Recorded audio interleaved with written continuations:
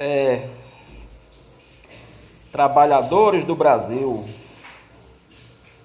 eu vou começar o vídeo de hoje, esse vídeo, com essa clássica frase utilizada pelo nosso amigo Getúlio Vargas. Vamos nós, né?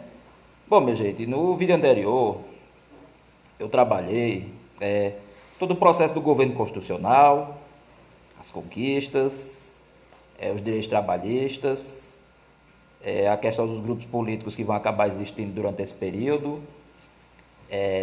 quem foram os aliancistas, quem foram os integralistas, como o levante comunista de 35 vai acabar se tornando um fracasso, e esse episódio negro, terrível na história da nossa política, acaba de certa forma fortalecendo o senhor Getúlio Vargas. Tanto é que esse embate entre integralistas e aliancistas acaba fortalecendo esse jovem Getúlio Vargas. Bom, minha gente, passado tudo isso, a Constituição de 34 falava que a cada 4 anos teríamos eleições marcadas para o Executivo Nacional. Mas, minha gente, como eu falei no vídeo anterior, a Constituição de 34 ela só vai durar 3 anos. Sim, o Brasil vai acabar sendo influenciado por essa onda fascista que correu o mundo, a Europa nos anos 30 do século passado.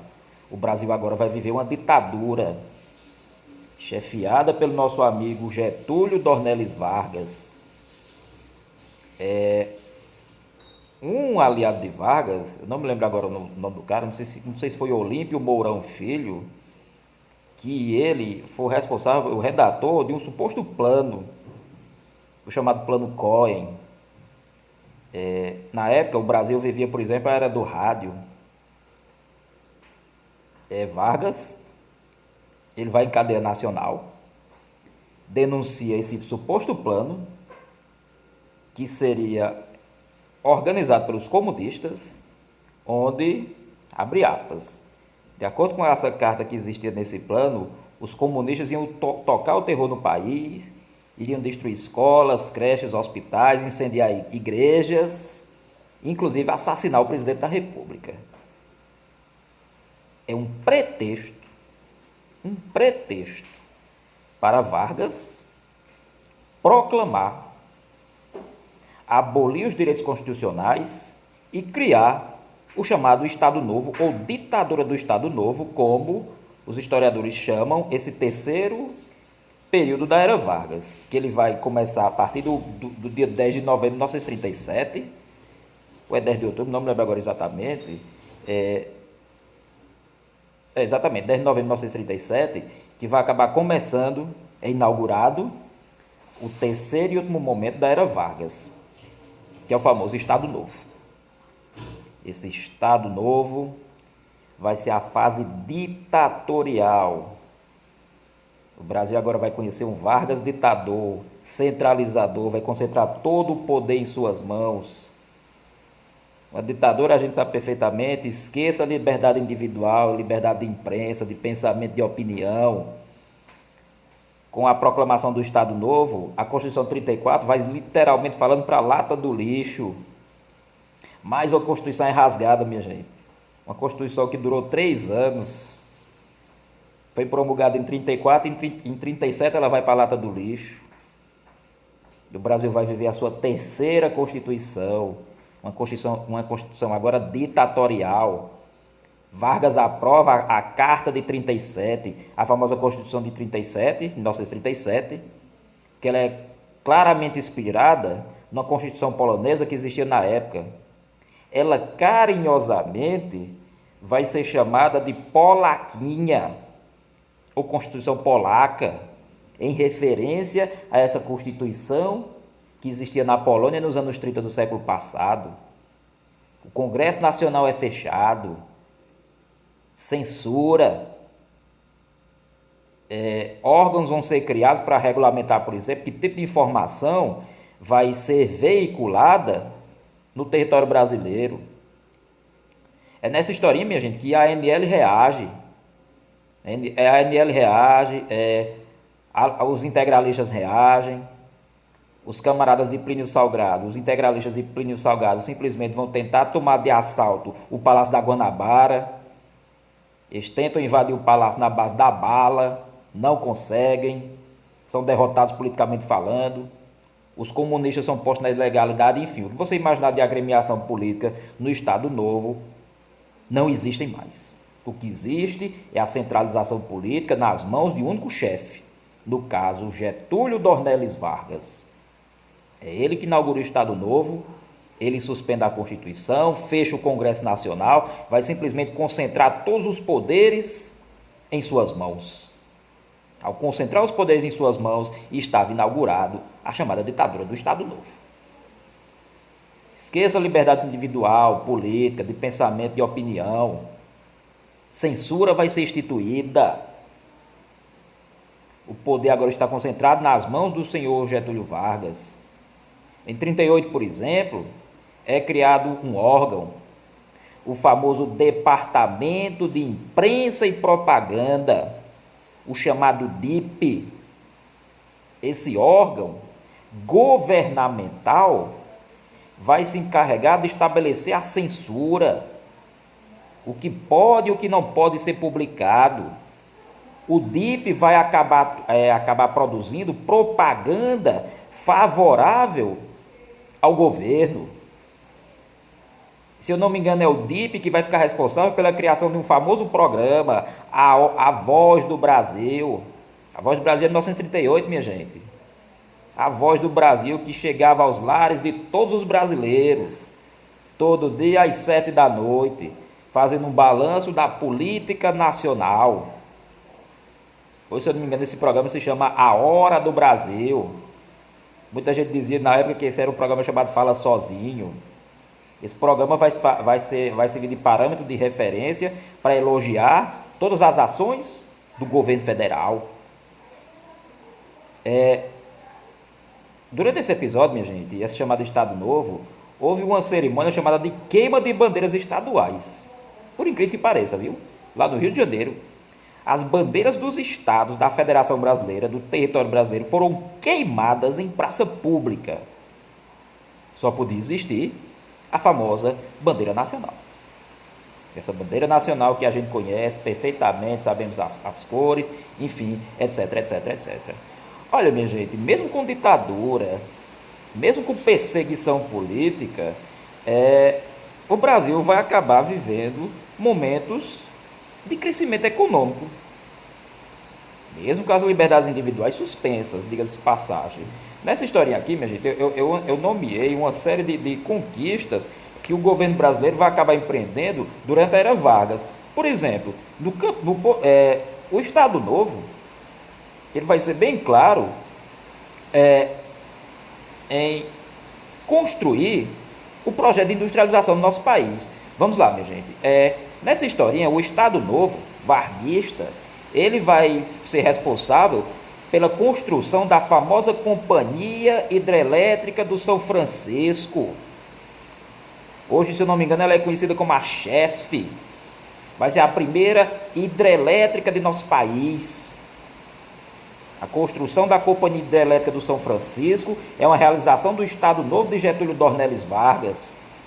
É criado também nos anos 30 o famoso Conselho Nacional de Petróleo. Esse Conselho Nacional de Petróleo vai ficar responsável pela perfuração de poços e explorar essa riqueza a favor do povo brasileiro. Que só para vocês terem ideia, lá no município de Lobato, no interior da Bahia, era perfurado o primeiro poço petrolífero da história desse país, se eu não me engano. É criada esse Conselho Nacional de Petróleo, perdão, não me atrapalhar aqui, minha gente, mas eu já me achei, viu? Essa companhia vai ficar responsável, por exemplo, pela extração petrolífera do país. Não confunda com Petrobras, viu? A Petrobras só vai aparecer em 1953, durante esse segundo momento em que Vargas volta ao poder na sociedade brasileira. Mas isso é um assunto para uma próxima discussão. Ainda durante o Estado Novo, é também criada a famosa Companhia do Vale do Rio Doce, uma empresa de extrativismo mineral. Ela é criada em 1943, durante o Estado Novo, que em 1997, essa estatal mineradora brasileira foi privatizada no governo de FHC. Fernando Henrique Cardoso vai acabar privatizando essa estatal brasileira. Hoje ela é conhecida como Vale. Enfim, se eu não me engano, foi um grupo japonês que acabou comprando a Vale na época de FHC, não me lembro agora exatamente, mas enfim, minha gente, essa estatal, ela foi vendida no governo de FHC em 97. Nessa historinha aí também, minha gente, Vargas vai acabar instituindo o aumento de impostos sobre os produtos importados, com a ideia de proteger o produtor local, de certa forma, proteger a indústria nacional, o produto nacional. Nessa historinha também, em 41, é criada a famosa Companhia Siderúrgica Nacional, que vai ser nossa primeira empresa siderúrgica, por que não dizer estatal, siderúrgica de nosso país. A Companhia Siderúrgica Nacional, para quem não sabe, ela está localizada lá no município de Volta Redonda, no estado do Rio de Janeiro. Ela vai produzir o quê? A chamada indústria siderúrgica, metais, etc, etc, etc. E, minha gente, não esqueçam que o mundo durante o Estado Novo está prestes a explodir a chamada Segunda Guerra Mundial. Em 1939, os nazistas invadiram a Polônia. A União Soviética vai vir para o outro lado, também praticamente sufocando o território polonês. França e Inglaterra, cansada da política de Hitler, resolvem declarar guerra. Começava essa chamada Segunda Guerra Mundial. O Estado Novo insiste em manter a posição de neutralidade, mas o governo de Getúlio tinha aquela ala que era germanófila e tinha a ala que era a ala americanófila. Uma ala defendia os Estados Unidos, outra ala defendia a Alemanha. E Getúlio Vargas vai ficar só, de certa forma, tirando proveito da situação. Até que em 42, Getúlio rompe com a neutralidade, declara guerra à Alemanha, que no caso, o Brasil entra na Segunda Guerra Mundial, ao lado dos Estados Unidos da América. É aqui, por exemplo, que vai ser criada a famosa Força Expedicionária Brasileira. Os pracinhas vão lutar, por exemplo, no norte da Itália, comandados pelas tropas inglesas e americanas, que eram os aliados que vão lutar para derrotar o nazismo lá na Europa. Os pracinhas brasileiros foram aproximadamente 25.334 soldados brasileiros, comandados por o general Mascarenhas de Moraes. O símbolo da FEB, a chamada Força Expedicionária Brasileira, era uma cobra fumando, com a famosa frase "senta a pua". Os pracinhas brasileiros vão demonstrar sua bravura, sua coragem lá no norte da Itália, lutando em Monte Castelo, Montese. Enfim, as tropas brasileiras elas vão ser bem sucedidas, bem diferente da participação do Brasil na Primeira Guerra Mundial, viu? Que foi ridícula a participação do Brasil na Primeira Guerra Mundial, diga-se de passagem. Mas sobre esse assunto, é um assunto para os próximos vídeos. Vamos lá, só para vocês terem uma ideia. Bom, minha gente, o Estado Novo é uma ditadura, como eu acabei de falar para vocês, uma ditadura de inspiração nazifascista, diga-se de passagem. O DIP é criado sobre clara inspiração da propaganda nazista do ministro alemão Joseph Goebbels. É evidente que o DIP vai ter clara influência na propaganda nazista criada. A publicidade e propaganda, minha gente, muita gente até acredita que os nazistas, na época, eles são os pais dessa ideia de publicidade e propaganda. Influenciou muito o mundo, vai influenciar também o Estado Novo. E nessa historinha, minha gente, o governo de Vargas, ele vai, de certa forma, tentar dar uma cara à chamada identidade nacional. Vai apoiar artistas locais. Os membros que vão, a galera que participou da Semana de Arte Moderna em 22, de certa forma, eles vão se aproximar do governo de Vargas, buscando o quê? Reconhecimento, valorização da cultura nacional, da obra, o que é ser brasileiro. Esses artistas vão acabar o quê? Tentando trabalhar em suas obras, e o governo brasileiro é aquela coisa, só atraindo a galera, a seu favor, lógico.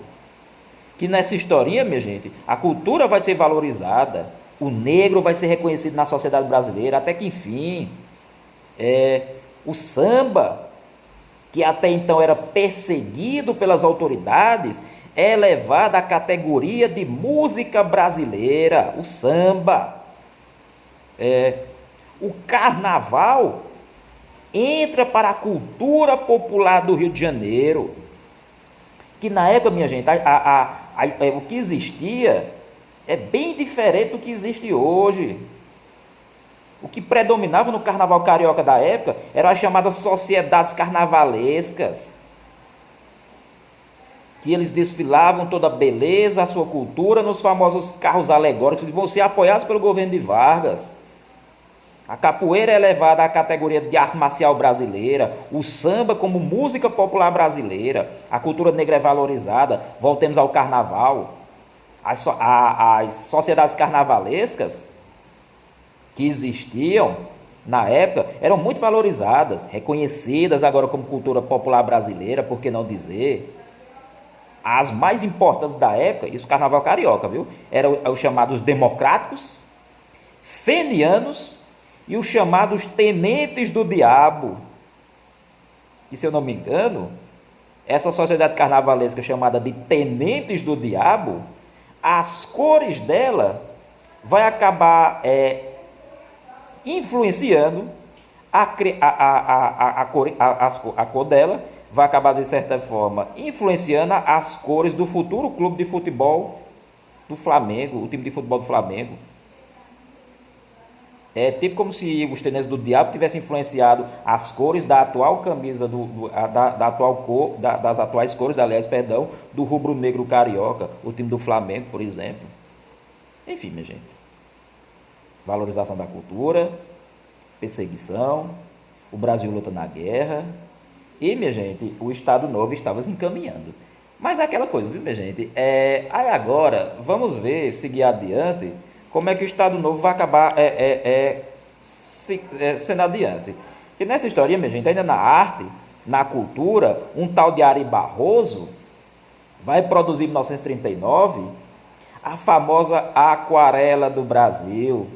Quem nunca ouviu essa música? Essa música é reconhecida internacionalmente falando. Ari Barroso é o compositor desta música, que fala de um Brasil gigante por natureza, belíssimo. É uma música muito conhecida no mundo afora, diga-se de passagem. Que, minha gente, o Estado Novo também vai criar em 1943, vai reunir, aliás, perdão, a chamada CLT, que é a famosíssima Consolidação das Leis do Trabalho. A CLT é criada em 1943. Uma das regulamentações trabalhistas mais modernas, mais protetoras na época para os trabalhadores. Mesmo com tanta perseguição, Vargas vai continuar associando direitos sociais a direitos trabalhistas. Ser cidadão e trabalhador brasileiro, para Vargas, era a mesma coisa. Tanto é que o dia de 1º de maio, em vez de ser um dia de reivindicação dos trabalhadores, esse feriado vai ser apropriado por Getúlio Vargas. Em seus discursos, era muito comum o Vargas citar a frase trabalhadores do Brasil. Vai surgir até um termo chamado de trabalhismo. Entre 42 e 45 é criado esse termo. trabalhismo. Era como se direito social fosse a mesma coisa de direito trabalhista. Quem vai se encarregar de colocar essa ideia na cabeça da população brasileira? O DIP, Vargas.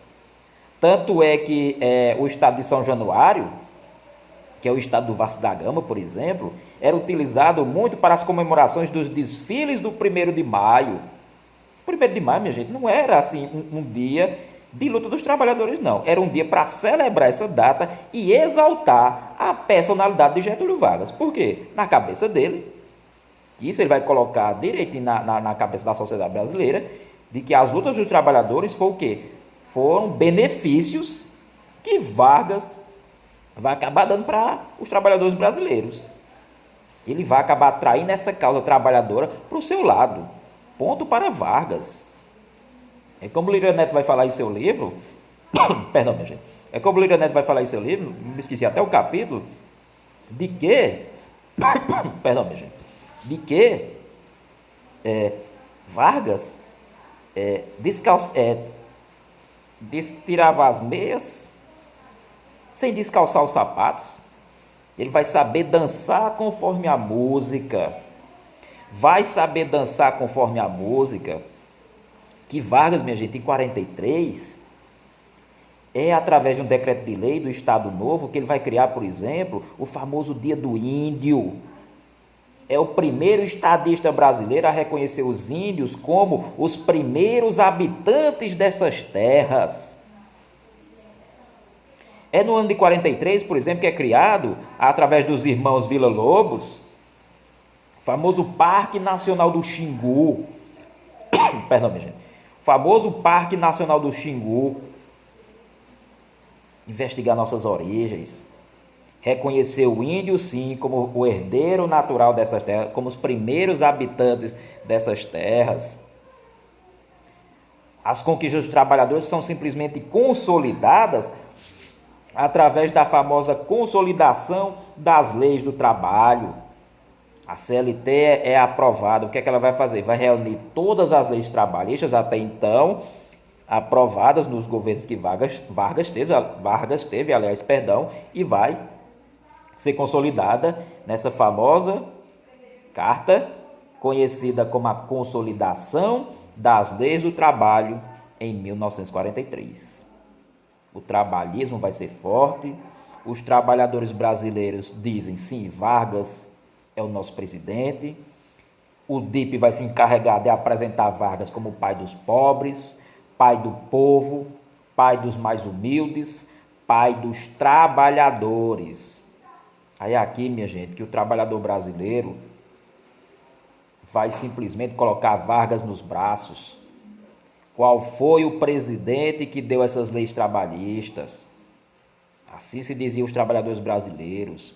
Qual foi o presidente, por exemplo, que simplesmente avançou nessa legislação social, direito trabalhista, direito social, a questão da educação, saúde, que vão ser bandeiras do governo de Vargas, que a população brasileira vai ter acesso a tudo isso? Ele vai sim saber dançar conforme a música. Ele vai sim ser muito astuto, esperto e conduzir muito bem a situação durante o seu governo. Bom, minha gente, nessa historinha, o governo de Vargas é nacionalista, viu, minha gente? Ele é nacionalista. Vai criar muitas empresas estatais, vai ser favorável ao desenvolvimento econômico, que só para vocês terem ideia, as indústrias brasileiras vão crescer bastante. No comparativo entre indústria e agricultura, a indústria vai crescer muito durante o Estado Novo. A agricultura vai ficar bem atrás. O Brasil vai deixar de ser um país agrário para se tornar um país industrial. Até então, minha gente, o Brasil era visto como uma nação agrária. Não esqueçam que o que puxava as exportações brasileiras era o quê? O café. Na era Vargas isso vai mudar. Não resta nenhuma dúvida quanto a isso. Não resta nenhuma dúvida quanto a isso. Bom, minha gente, o que é que acontece? Olha, quando chega o ano de 1945, Vargas completava 15 anos à frente do Executivo Nacional. Nunca na história republicana um governante passou tanto tempo no poder como nosso amigo Getúlio Dornelles Vargas. Mas, minha gente, olha a contradição, viu? O governo brasileiro mandou tropas para derrubar a ditadura, as ditaduras, aliás, perdão, nazifascistas, mas o Brasil era o que mesmo? Uma ditadura. Ditadura estado-novista chefiada por Vargas.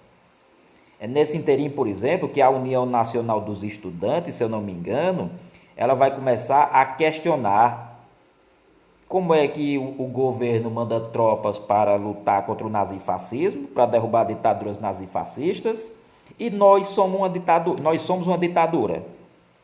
Que contradição é essa? Que contradição é essa? É nessa historinha aí, minha gente, que no início de 1945, Vargas promete eleições para presidente da República. Vargas vai, por exemplo, conceder a anistia. Para quem não sabe o que é anistia, é perdoar, decretar o perdão aos presos políticos. Todos os presos políticos vão receber o quê? O perdão do governo federal. Luiz Carlos Prestes, por exemplo, vai ser beneficiado. Getúlio Vargas, por exemplo, vai marcar eleições para presidente, para deputados federais e para deputados federais, estaduais. Ele vai permitir, por exemplo, o retorno à criação de novos partidos políticos. Candidaturas vão se apresentar. Candidaturas irão se apresentar. Vai se formar um partido chamado de Partido Social Democrático, o chamado PSD. O PSD, por exemplo, que vai concorrer às eleições em 45, só para vocês terem ideia, ele vai defender a chamada democracia liberal. Eles são, em sua grande maioria, aliás, são políticos que defendem políticas conservadoras, defendem a democracia liberal. Nessa historinha, minha gente, também vai se formar um grupo, preste atenção nesse grupo, a chamada União Democrática Nacional, a famosa UDN. A UDN, cujo maior representante será um jovem chamado Carlos Lacerda, que nos anos 50 ele vai se auto-intitular inimigo número 1 de Getúlio Dornelles Vargas. Esses caras são os udenistas, como eles vão ficar conhecidos. Os membros da União Democrática Nacional defendem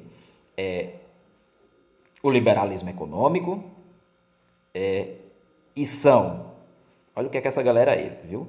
Anti-Getúlio, antidemocracia, não, antitrabalhista, perdão, antitrabalhistas e anticomunistas. Será que essa galera tem alguma chance de vencer as eleições? Defende a democracia liberal, defende o liberalismo econômico, aliás, perdão, são antitrabalhistas, antigetulistas e anticomunistas. Mas, minha gente, também nessa historinha vai ser criado, para disputar as eleições de 45, o famoso Partido Trabalhista Brasileiro. Esse partido está totalmente identificado com os interesses de Getúlio Dornelles Vargas. O Partido Comunista do Brasil vai votar a legalidade, também vai disputar as eleições. O Brasil volta para casa vitorioso da Segunda Guerra Mundial. As tropas nazistas são derrotadas, o fascismo é derrotado, mas o Brasil ainda era uma ditadura varguista. Que nessa história, minha gente, nessa historinha, nas eleições para presidente que iria ocorrer no finalzinho de 45, a UDN, a União Democrática Nacional, lança o brigadeiro Eduardo Gomes. Eduardo Gomes foi um dos tenentes que sobreviveram ao famoso episódio conhecido como a Revolta dos 18 do Forte de Copacabana, onde esses militares pegaram em armas para derrubar o governo de Arthur Bernardes. 16 morreram, inclusive um civil. Só sobrou Siqueira Campos e Eduardo Gomes. Eduardo Gomes, por exemplo, vai ser o candidato da UDN, que o PTB vai acabar simplesmente apoiando a candidatura do general Eurico Gaspar Dutra. Vocês não esqueçam que o PTB se identifica com os interesses de Getúlio Vargas. Mas, minha gente, olha a jogada de Getúlio. Ele, de certa forma, ele vai fazer jogo duplo. Ele vai apoiar o PTB, o candidato Eurico Gaspar Dutra, mas também vai apoiar um movimento conhecido como queremismo.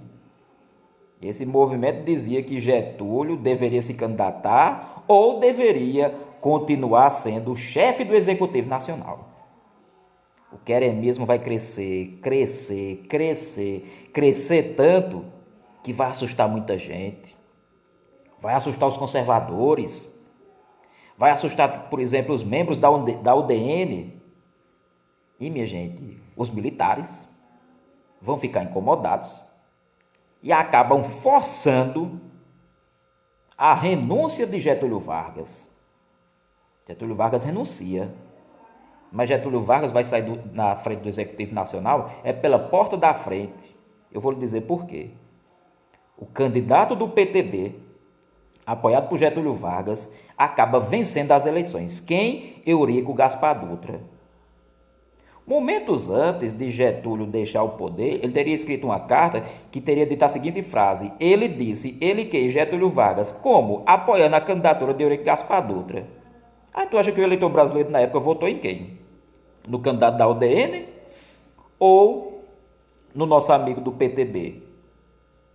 A galera votou em massa, de certa forma, no general Eurico Gaspar Dutra, apoiado pelo PTB, que por sua vez esse partido, o Partido Trabalhista Brasileiro, estava totalmente identificado com os interesses de Getúlio Dornelles Vargas. Vargas, se eu não me engano, ele acaba se candidatando senador por 2 estados, São Paulo e Rio Grande do Sul, já que ele foi impedido de concorrer às eleições, e ele foi afastado do Executivo Nacional. Vargas vence essas eleições, minha gente.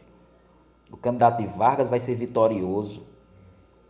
Vargas volta para casa, para sua fazenda, localizada em São Borja, no município do Rio Grande do Sul.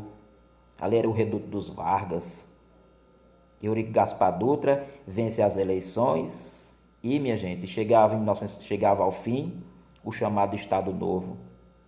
Foram 15 anos em que Getúlio Vargas esteve à frente do Executivo Nacional. No primeiro momento, viu?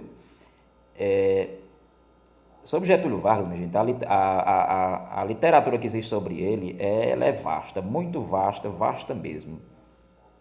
Quem tiver curiosidade de saber quem foi esse camarada, esse grande líder do Executivo Nacional, eu recomendo a leitura da biografia dele, que foi escrita por Lira Neto.